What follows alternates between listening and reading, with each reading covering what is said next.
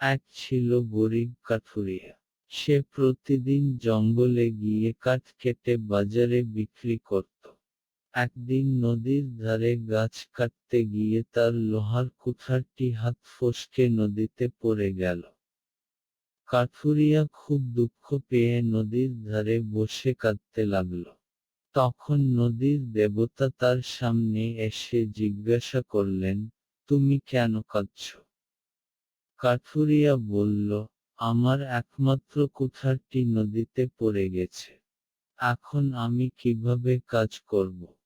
দেবতা নদীতে ডুব দিয়ে একটি সোনার কুঠার নিয়ে এলেন। তিনি জিজ্ঞাসা করলেন, এটা এক গ্রামে রহিম নামে এক কৃষক ছিল।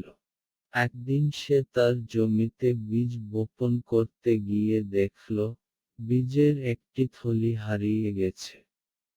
সে অনেক খুঁজেও পেল না। পরদিন গ্রামের এক দরিদ্র ছেলে থলিটি খুঁজে পেয়ে রহিমের কাছে নিয়ে এল। থলির মধ্যে অনেক দামি বীজ ছিল। রহিম